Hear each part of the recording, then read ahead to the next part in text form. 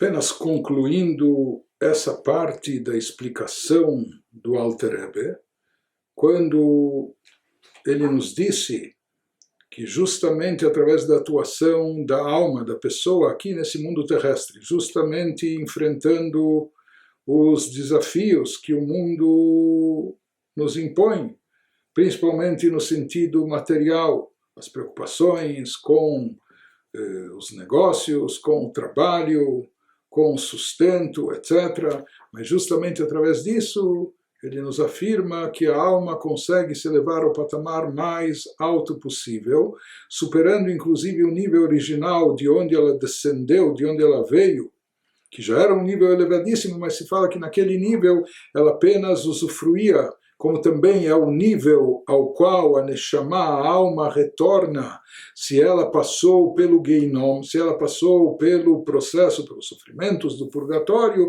então isso habilita ela a se limpar, se lavar, por assim dizer, e retornar ao mesmo nível que ela estava, ou seja, quando ela retira de si toda a impureza, aderida à alma, toda a sujeira espiritual que ela absorveu, então ela consegue voltar, depois que ela passou pelo Geinom, pelo purgatório, ao mesmo nível original que ela se encontrava, mas daí não se ganhou nada, não saiu lucrando.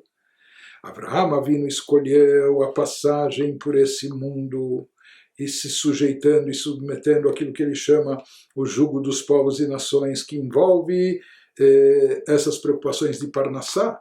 O que isso tem a ver com o jugo dos povos e nações? Conforme a gente explicou, porque quando o povo de Israel era soberano na sua terra, quando o povo de Israel tinha, além de um Estado, mas tinha também o Beit HaMikdash, o templo sagrado na sua terra, então a Parnassá jorrava, o sustento vinha de forma fácil, tranquila, e não só o sustento, riqueza e fortuna, havia tamanha abundância e fortuna, fartura, que se percebia que isso explicitamente é uma bênção divina, isso vem das mãos de Deus, nem tinha como ser humano se enganar imaginando que foi ele, sua capacidade que fez, que conquistou, que realizou. Então muito claro e evidente que aqui eram bênçãos sobrenaturais da mão de Deus atuando, interferindo e mandando todo esse fluxo.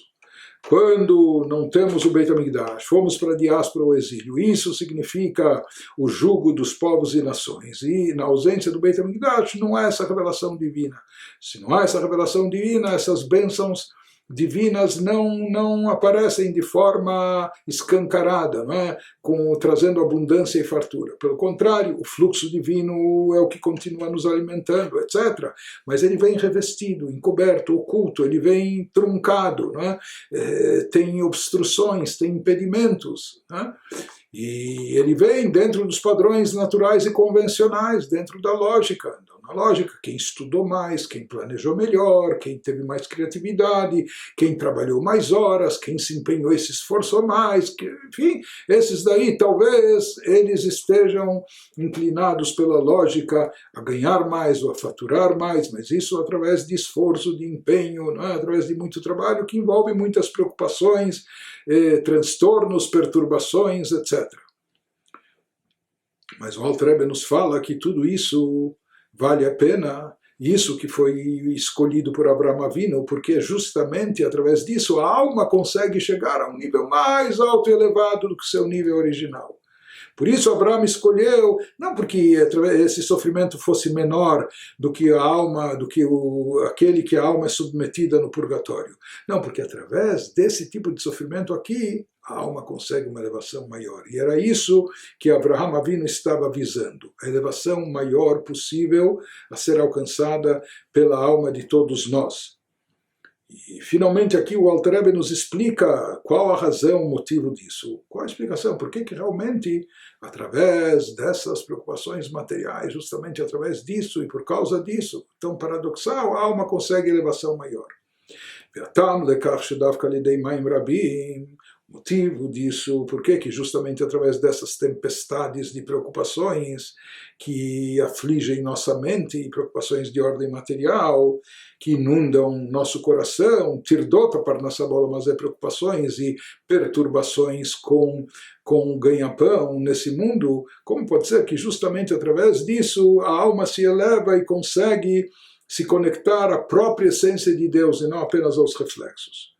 Explica o Alter Rebbe, Lefisha ubchinat itaron haor mitoch hachoshech dafka, algo que é trazido na Hassidut inúmeras vezes, baseado num versículo do rei Salomão em Eclesiastes, porque aqui se faz presente, se manifesta a vantagem da luz que vem da própria escuridão.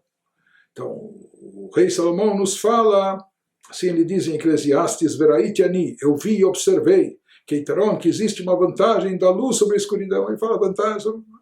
Então se pergunta, o rei Salomão era o mais sábio dos homens, né? O que ele está nos dizendo e afirmando aqui? Até uma criança sabe que é mais conveniente, que é melhor a luz do que a escuridão. Então, qual a grande sabedoria, qual a mensagem que ele quer nos transmitir? Então a interpretação mais profunda e mística disso é Sheyesh Yitaron Ma'ala Ba'or, existe uma vantagem, superioridade na luz, Rabá min hachoshech, que vem da própria escuridão. Seja, quando a escuridão se transforma em luz, quando a luz é derivada da própria escuridão, essa luz tem uma qualidade especial. Essa luz tem um brilho especial, essa luz é superior àquela luz que sempre esteve iluminando sem ser precedida por uma escuridão. Assim como depois da escuridão, quando surge a luz, a gente sabe apreciar mais a luz do que se estivesse a lâmpada acesa o tempo todo. Mas aqui a explicação ainda é mais profunda, não é só uma luz que veio após, que veio da escuridão, que veio após a escuridão. Aqui a interpretação é mais profunda, uma luz que veio da escuridão, quando a própria escuridão se transformou em luz. A escuridão não apenas precedeu a luz, mas ela é o que vigorava antes da luz. E essa escuridão foi convertida, foi transformada em luz. Então existem dois tipos de luzes. Existe aquela luz que sempre existiu como luz, que não foi precedida por escuridão.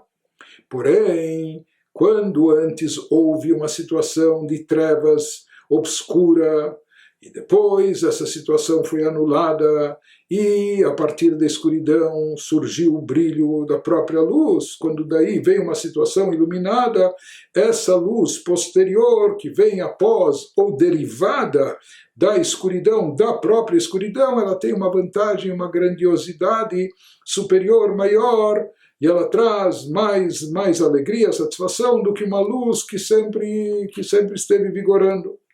Então, assim como isso acontece com a luz no sentido físico material, a mesma coisa, nos explica o Alter Rebbe, acontece também com a luz no sentido espiritual. Luz espiritual é trazer revelação divina nas nossas vidas, no mundo, etc.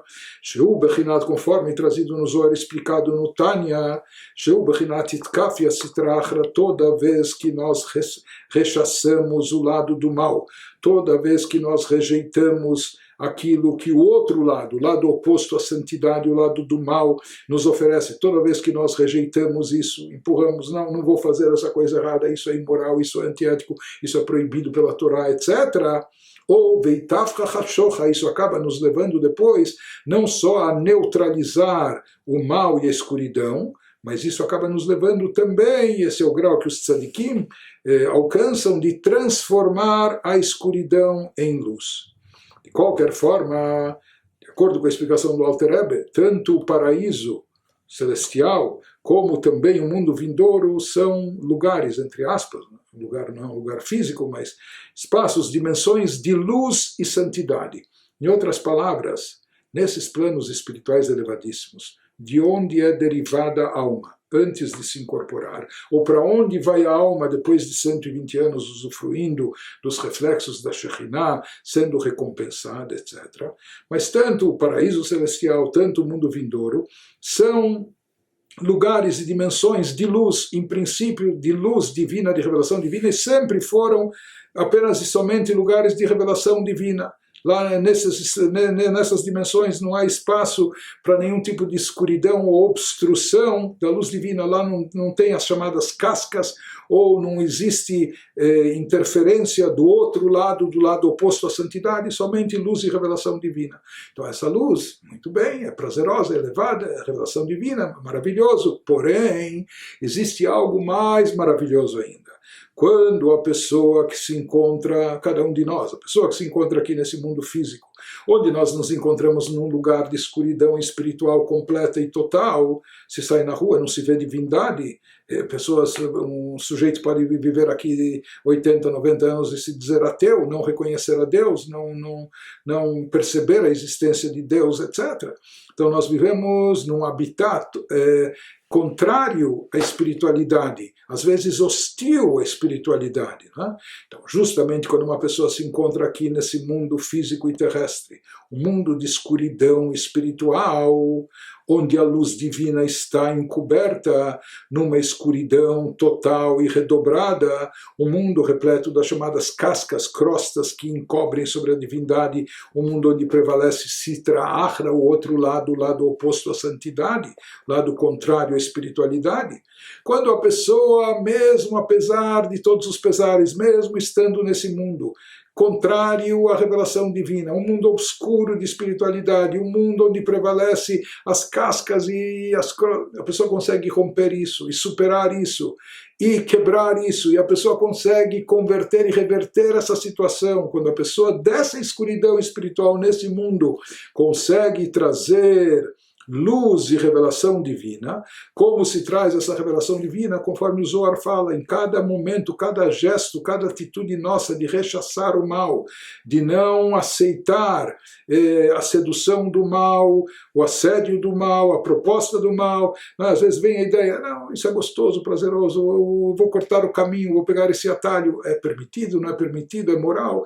Então, toda vez que a gente rechaça essas ideias, toda vez que a gente exclui um mau pensamento ou deixa de falar mal do outro, maledicência, e muito mais ainda quando a gente se abstém de fazer algo pecaminoso, algo ruim, então com isso nós estamos rechaçando a Sitra Achra, o lado oposto. E cada vez que a gente rechaça o mal, nós estamos subordinando as chamadas klipot, o campo do mal, e principalmente quando a pessoa consegue não só subordinar, neutralizar, anular o mal, mas mais ainda como os tzadikim, eles conseguem ainda transformar e converter o mal em bem, em luz.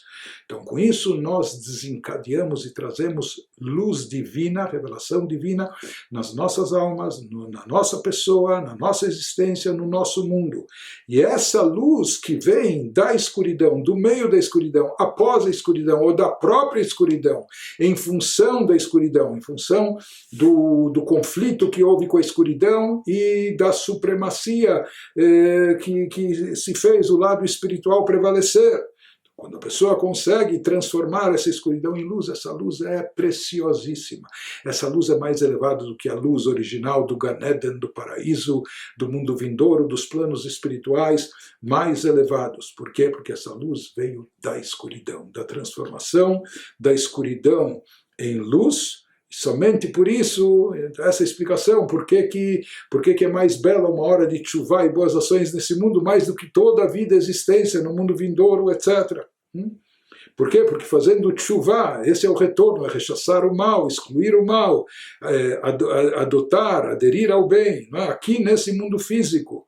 Isso é transformar a escuridão em luz, isso produz, isso causa, isso desencadeia uma luz de uma qualidade infinitamente maior, mais elevada, né? E por isso, somente aqui nesse mundo, essa luz divina, ela pode se revelar através do trabalho do empenho espiritual da pessoa, atuando aqui na escuridão, nas trevas espirituais desse mundo. E isso envolve também os desafios, obstáculos, dificuldades, problemas que interferem na nossa vida, principalmente problemas de âmbito material, as chamadas preocupações, perturbações, com os assuntos de Parnassá, que não nos deixam rezar com concentração, ou se concentrar no estudo de Torá, ou atrapalha o nosso tempo para cumprir mitzvot, isso nos atrapalha, nos confunde, nos perturba, mas se diz que justamente nessa situação obscura de escuridão espiritual, quando a pessoa encara isso, quando a pessoa segue em frente em termos espirituais, isso faz com que se revele na sua alma a luz maior, aquela luz superior, aquela luz inigualável, que é aquela luz que vem a partir da escuridão, quando a escuridão é transformada em luz. E esse é, no final, em última instância, o assentamento, o repouso, o prazer que a alma obtém justamente em função e a partir dessa tempestade de ideias e preocupações materiais que invadiram sua mente e coração.